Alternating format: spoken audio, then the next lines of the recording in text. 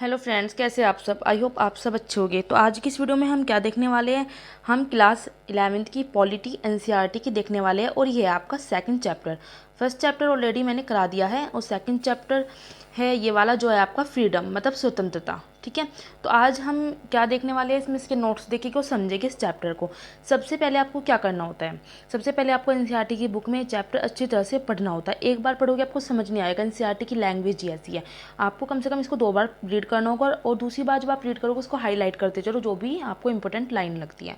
उसके बाद आपको क्या करना है, मेरी वीडियो देखनी है, वीडियो को समझना है एंड अपने नोट्स जरूर बनाने हैं जो मैं आपको दिखा रही हूँ। ठीक है, उसके बाद आपको उनको लर्न करना है एंड क्वेश्चंस आपको लगाने हैं। इस तरह से आपकी एनसीईआरटी कवर होती है। एक बार पढ़ने से कुछ नहीं होता, कम से कम आपको 2 बार तो पढ़नी पड़ेगा, तब आपको छोटे छोटे पॉइंट्स हुए समझ आते हैं। ठीक है, और जो भी स्टूडेंट यूपीपीसी से यूपीएससी की प्रिपरेशन कर रहे हैं उनके लिए 11वीं-12वीं की जो है बुक्स एनसीईआरटी काफ़ी इंपॉर्टेंट होती है, क्योंकि ये जो है प्री में एक आधा क्वेश्चन मिल जाता है इसे 11वीं-12वीं से, लेकिन जो मेंस के लिए सबसे ज़्यादा ज़रूरी होता है, क्योंकि हम यहाँ से जो है लिखने के लिए कंटेंट उठाते हैं। ठीक है, तो चलिए स्टार्ट करते हैं चैप्टर को। चैप्टर का नाम क्या है, स्वतंत्रता मतलब फ्रीडम। स्वतंत्रता का जो आदर्श है वो माना जाता है किसको, नेल्सन मंडेला को। ठीक है, क्यों माना जाता है वो भी देखते हैं हम। नेल्सन मंडेला की एक पुस्तक है, पुस्तक का नाम आपको याद रखना है, प्री में यहाँ से क्वेश्चन बनता है। ठीक है, long walk to freedom. Freedom तो लॉन्ग वॉक टू फ्रीडम किसकी पुस्तक है, नेल्सन मंडेला की। अब इस पुस्तक के अंदर इन्होंने लिखा क्या है ये बात करते हैं। तो इस पुस्तक के अंदर इन्होंने लिखा है कि दक्षिण अफ्रीका में रहते थे जो वहाँ पे रंगभेद कानून था कि काले और गोरे में फ़र्क करते थे।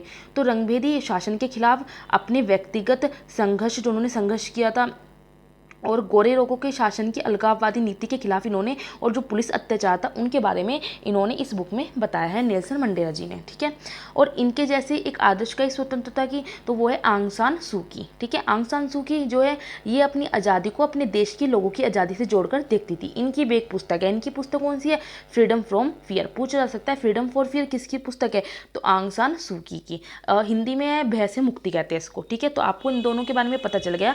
सबसे पहले आप एनसीईआरटी की बुक में चैप्टर रीड करोगे, सबसे पहले आपको नेल्सन मंडेला और आंग सान सू की के बारे में बताया जाएगा। आ जाते हैं हम स्वतंत्रता। ठीक है, स्वतंत्रता के अगर हम पहलू देखें, 2 पहलुओं में इसकी बात करते हैं, पहला और दूसरा। पहला पहलू हम क्या देखते हैं कि भारी नियंत्रण और दबाव की अनुपस्थिति। ठीक है, अपने निर्णय स्वयं ले सके। हम क्या कहते हैं, हम फ्रीडम किसको मानते हैं, हम कह सकते हैं कि फ्रीडम हमें तब मिलते हैं जब हम अपने निर्णय खुद ले, कि जैसे हमें बाहर जाना है तो किसी से कोई रोक टोक ना हो। ठीक है, ये सब होते हैं। तो पहला पहलू हम इसको मान सकते हैं, जो थोड़ा नेगेटिव पहलू में भी आता है, स्वायत्त तरीके से व्यवहार कर सके। और दूसरा पहलू अगर हम देखते हैं तो आत्म अभिव्यक्ति की योग्यता विस्तार। ठीक है, रचनात्मकता और क्षमताओं का विस्तार करना, अपने अंदर जो क्वालिटी है उनको हमें और अच्छी तरह से क्या करना, उसका विस्तार करना। हम दूसरी स्वतंत्रता इसको कहते हैं। जैसे लड़कियों में जैसे कोई ना कोई क्वालिटी होती है, किसी की सिंगिंग अच्छी होती है, किसी की डांसिंग अच्छी होती है, बट क्या होता है उनको जो फ्रीडम नहीं दी जाती कि बड़े प्लेटफॉर्म पर अपनी इस चीज़ को जो है विस्तार से सबको बता सके। तो इस चीज़ को यहाँ पे फ्रीडम बताया गया है कि दूसरा पहलू क्या है, पॉजिटिव पहलू में भी देखा जाता है। अब आ जाते हैं हम, स्वतंत्र होने का अर्थ क्या है, समाज द्वारा उन बातों का विस्तार जिससे व्यक्ति, समूह, समुदाय, राष्ट्र अपने स्वरूप निधान में समर्थ हो सके। तो स्वतंत्र का अर्थ क्या कहा गया है कि जिससे कोई व्यक्ति, कोई समूह, समुदाय, राष्ट्र अपना खुद का निधान, अपनी खुद की चीज़ों को मतलब बताने में समर्थ हो सके इस सब चीज़ों में। ठीक है, समाज में प्रतिबंध व स्वतंत्रता। अब देखिए, हर चीज़ को अगर हर चीज़ की फ्रीडम दी जाए तो क्या समाज चल सकेगा, नहीं, समाज नहीं चल सकेगा। अगर मैं कहती हूँ कि ट्रैफिक पुलिस ना हो तो सब कानून तोड़ेंगे, सब भीड़ लगेगी, रास्ते में एक्सीडेंट हो गए, तो इसलिए ट्रैफिक पुलिस बहुत इंपॉर्टेंट है। ठीक है, अगर हमारे देश में पुलिस की व्यवस्था ना हो क्या होगी, चोरियाँ होगी, तो बहुत सारे जो है बहुत गंदे काम हो जाएंगे समाज में, नेगेटिव जो है वर्क हो गए। कोई अगर कानून ना हो, पुलिस ना हो, तो पुलिस जरूरी है, तो प्रतिबंध जरूरी होते हैं। अगर जहाँ भी फ्रीडम की बात आती है प्रतिबंध वहाँ जरूरी होते हैं। तो समाज में प्रतिबंध और स्वतंत्रता की हम बात करते हैं। समाज में सभी स्वतंत्रता प्राप्त कर सके इसलिए कुछ प्रतिबंध आवश्यक है। अब ये प्रतिबंध कौन कौन से, इनके स्रोत कौन कौन से, ये बात करते हैं। प्रतिबंध जो है भारी नियंत्रण से लगाए जाते हैं, भारी कंट्रोल से तो लगाए जाएगी, ये थोड़ी ना हम अपने पे खुद लगा लेंगे। बलपूर्वक या शासन द्वारा कानून बनाकर, जैसे काफ़ी सारे कानून बनते हैं कि नहीं ये नहीं करना है, वो नियम नहीं तोड़ना है, तो कानून बनाकर प्रतिबंध लगाए जाते हैं लोगों पर। सामाजिक असमानता के कारण भी प्रतिबंध लगते हैं। आर्थिक असमानता भी स्वतंत्रता पर क्या लगाती है, एक प्रतिबंध लगाती है, जो काफ़ी ज़्यादा जरूरी है। अब प्रतिबंध आवश्यक क्यों होते हैं, हिंसा पर नियंत्रण और विवादों के निपटारे के लिए। अगर कानून नहीं होगी, प्रतिबंध नहीं होगी तो हिंसा बढ़ जाएगी। तो हिंसा पर कंट्रोल करने के लिए ये प्रतिबंध आवश्यक होते हैं। समाज में अव्यवस्था हो जाएगी, तो समाज में अव्यवस्था ना हो उसके लिए प्रतिबंध आवश्यक है। सीमित साधनों के लिए क्या होगी, प्रतिस्पर्धा होगी। प्रतिस्पर्धा जहाँ ज़्यादा हो जाती है तो वहाँ पे क्या होता है, वहाँ पे नेगेटिव इफेक्ट पड़ता है। आपसी संघर्ष और विवाद हो गया अगर प्रतिबंध नहीं लगाए गए। ठीक है, जैसे 2 मकान बनने तो हो गएगा नहीं भाई ये ज़मीन मेरी है, वो ज़मीन मेरी है। अब इसके निपटारे के लिए अगर प्रतिबंध नहीं है, कानून नहीं है, तो फिर तो हिंसा होनी है। ठीक है, संघर्षों को और हिंसक होना, संघर्ष और हिंसक हो जाएगी। इसके लिए क्या है कि ये सब बुरे काम ना हो, इसके लिए प्रतिबंध आवश्यक है फ्रीडम पर।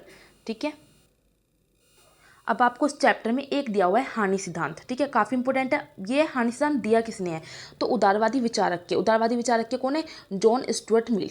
याद रखना है आपको, जॉन स्टुअर्ट मिल, इनका एक निबंध है। निबंध कौन सा है, निबंध का नाम है ऑन लिबर्टी। तो इन्होंने ऑन लिबर्टी के अंदर ही हानि का सिद्धांत दिया हुआ है। ठीक है, अब जॉन स्टुअर्ट मिल का कथन क्या है, वो क्या कहते हैं, वो कहते हैं कि कार्य करने की स्वतंत्रता में व्यक्तिगत या सामूहिक रूप से हस्तक्षेप करने का इकलौता लक्ष्य वो क्या होता है, उन्होंने आत्मरक्षा को कहा है। ठीक है, जॉन स्टुअर्ट मिल ने आत्मरक्षा को कहा है ये। अब बात करते हैं हम व्यक्ति के कार्य। ठीक है, व्यक्ति के कार्य क्या होते हैं, एक तो स्वयं संबद्ध कार्य होते हैं, एक होते हैं परसंबद्ध कार्य। अब देखिए स्वयं संबद्ध कार्य में क्या होता है कि सत्ता द्वारा इसमें हस्तक्षेप नहीं होता, मतलब सरकार कोई हस्तक्षेप नहीं करती, प्रभाव केवल करने वाले व्यक्ति पे पड़ता है। परसंबद्ध कार्य में क्या होता है, सत्ता द्वारा हस्तक्षेप होता है, मतलब बाहर के लोग हस्तक्षेप करते हैं, खुद के साथ इसमें बाकी लोगों पर भी प्रभाव पड़ता है। देखिए कैसे, मान लो आप गाना सुन रहे हो, ठीक है, ईयरफोन लगा के गाना सुन रहे हो, तो क्या किसी पे इफेक्ट पड़ेगा, नहीं, किसी पे इफेक्ट नहीं पड़ेगा, सिर्फ इफेक्ट आप पे पड़ रहा है, आप गाना सुन रहे हो। लेकिन अगर आपने वही जो गाना सुन रहे हो वो ईयरफोन लगा के आपने तेज वॉल्यूम में कर दिया, ठीक है, डैक वगैरह में बजा दिया पूरी फुल वॉल्यूम करके, तो जो आपके आस पड़ोस के लोग हैं उन पे इफेक्ट पड़ेगा। ठीक है, उसको कहते हैं परसंबंध कार्य, की खुद के साथ बाकी लोगों पर भी जब प्रभाव पड़ता है। प्रतिबंध पर संबंध कार्यों जो प्रतिबंध है वो उस पर संबंध कार्यों पे लगाया जाता है। पर संबंध मतलब कि इन वाले कार्यों पर भी। प्रतिबंध किस पे लगाते हैं, हम पे खुद इफेक्ट पड़ता है वो नहीं लगाते हम जब दूसरों पर भी हमारी वजह से इफेक्ट पड़ रहा है तब तो पर संबंध कार्यों पर ही प्रतिबंध लगाए जाते हैं। छोटी हानि के लिए कानून ताकत की जगह सामाजिक रूप से जो है अमान्य का सुझाव मिलने दिया है। अब स्टुअर्ट मिल ये कहते हैं कि जो छोटे छोटे, जैसे मैंने भी आपको दिया है वो गाने बजाने वाला एग्जाम्पल, ठीक है, कि कोई तेज वॉल्यूम में गाना सुन रहा है, तो इनके लिए जरूरी तो नहीं है कि हम किसी पुलिस वाले के पास जाएंगे या फिर हम कोर्ट वगैरह में जाएंगे कि नहीं भाई ये तेज गाना सुनना है, इस पर तो केस करो, नहीं, उसके क्या करेंगे, हम उसे मतवास्ता खत्म करेंगे, उसको थोड़ा सा समझा देंगे सामाजिक दबाव डाल के। ठीक है, तो स्टुअर्ट मिल ने कहा है कि छोटी हानि के लिए कानून ताकत की जगह सामाजिक रूप से जो है अमान्य का सुझाव, कि उन्हें मतलब अब समाज से अलग कर दो उसको जो नई बात मानता है, जो अच्छी हरकतें नहीं करता है। ठीक है, अब आ जाता है हम नकारात्मक स्वतंत्रता किसे कहते हैं, सकारात्मक स्वतंत्रता कहते हैं किसको, इस पे जो क्वेश्चन भी दिया हुआ है। अब नकारात्मक स्वतंत्रता किसे कहते हैं, जिसमें व्यक्ति जो करना चाहे और उसे रोकना ना चाहे, मतलब खुद कुछ भी करना चाहे उसे कहते हैं नकारात्मक स्वतंत्रता, और इसको हम औपचारिक स्वतंत्रता भी कहते हैं कि उसे मना ना हो किसी काम की, भारी सत्ता का इसमें हस्तक्षेप नहीं होता। सकारात्मक स्वतंत्रता की बात करें तो कुछ करने की स्वतंत्रता होती है जिसमें व्यक्ति और समाज के संबंधों की प्रकृति व स्थिति से मनुष्य के व्यक्तित्व विकास में कम अवरोध हो, मतलब कुल मिला के पॉजिटिव बात चल रही है तो अच्छा है, समाज के लिए अच्छी होगी।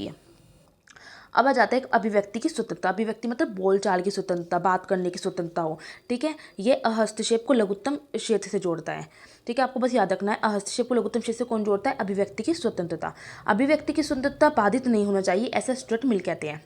तुम जो कहते हो मैं उसका समर्थन नहीं करता, लेकिन मैं मरते दम तक तुम्हारे कहने के अधिकार का बचाव करूंगा। यह कथन किसने कहा है, तो यह कथन जो है वोल्टेयर ने कहा है। वोल्टेयर ने यह कथन कहा है, याद रखना है आपको, कथन जरूर याद रखना है, जो भी एनसीईआरटी में दिए हुए हैं, यहीं से प्री में क्वेश्चन जो है आपका बनता है। मिल के अनुसार मिल ने 4 कारण बताए, याद रखना है। पहला कारण क्या है कि कोई विचार पूरी तरह से गलत नहीं होता, जो हमें गलत लगता है उसमें सच्चाई का तत्व होता है। अब कोई हमें कोई बात कह रहा है तो कोई भी विचार पूरी तरह से गलत नहीं होता, ऐसा होता है कि हमें जो गलत लगता है वो बात सही भी हो सकती है। दूसरा कारण क्या है, सत्य विरोधी विचारों के टकराव से पैदा होता है। सत्य कब होता है, जब हम आपस में 2 लोग लड़ते हैं तो कुछ ना कुछ बातें सच निकलती है, जब लड़ने में, तो सत्य जो है विरोधी विचारों के टकराव से पैदा होता है। तीसरा कारण क्या है, विचारों का संघर्ष मूल्यवान होता है। चौथा कारण, जिसे हम सत्य समझते हैं वही सत्य है। ये उसने मिलने 4 कारण बताए हैं। ठीक है, आगे हम देखते हैं अभिव्यक्ति की स्वतंत्रता पर प्रतिबंध। अभिव्यक्ति की स्वतंत्रता पर प्रतिबंध हम देखते हैं। देखिए बहुत इंपॉर्टेंट है।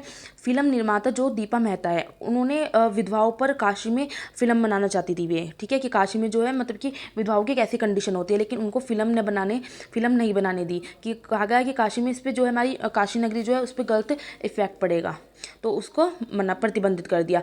अब ये ओबरे मेनन है, ये इन्होंने रामायण रिटोल्ड बनाई थी, तो उस पर इन्होंने प्रतिबंधित लगा दिया सरकार ने, इन्होंने इनकी मूवी जो है नहीं आनी थी। सलमान रशीदी की मूवी है द सैटोनिक वर्सेस, इस पर प्रतिबंधित लगा दिया। एक मूवी आई थी the last temptation of Christ, इस पर प्रतिबंधित लगा दिया। एक नाटक है मी नाथुराम बोलते, तो इस पर भी प्रतिबंधित लगा दिया गया। प्री में ऐसे क्वेश्चन क्या बनता है कि कौन सी किसकी मूवी पर जो है प्रतिबंधित लगा दिया गया, कौन सी मूवी आने से पहले ही उस पर प्रतिबंधित लगा दिया गया था। तो आपको मूवी का नाम दे देगा, 3 सहयोगी, उसमें से एक में प्रतिबंधित होगा, तो आपको इसलिए नाम याद रखने हैं। और इसी के साथ हो जाता है आपका चैप्टर कंप्लीट। स्टार्टिंग से मैं आपको चैप्टर दिखा रही हूँ, ठीक है। तो इस वाले चैप्टर में आपको काफ़ी सारी चीज़ें जो है प्री के लिए भी जानने को मिली। जैसे फर्स्ट तो यही है कि नेल्सन मंडेला की पुस्तक है लॉन्ग वॉक टू फ्रीडम, और आंग सान सू की पुस्तक है फ्रीडम फ्रॉम फियर, ये सभी। तो आपको क्या करना है, वीडियो को पॉज करना है, नोट्स अच्छे से बनाने हैं, ठीक है। नोट्स जरूर बनाने हैं, अगर आप नोट्स नहीं बनाओगे तो आप लर्न नहीं कर पाओगे। और वीडियो अच्छी लगे तो आपको लाइक शेयर कमेंट्स करके ज़रूर ज़रूर ज़रूर बताना है। और स्टार्टिंग से मैं वीडियो दिखा रही हूँ तो आपको पॉज करना है एंड अपने नोट्स बनाते चलना है। नेक्स्ट वीडियो में हम नेक्स्ट चैप्टर पढ़ेंगे, ठीक है। जल्दी से मैं 11वीं क्लास की पॉलिटी खत्म करने के बाद फिर मैं हिस्ट्री की या इकोनॉमिक्स से जो है पॉलिटी स्टार्ट करूँगी। सॉरी, पॉलिटी नहीं, इकोनॉमिक्स की एनसीईआरटीज़।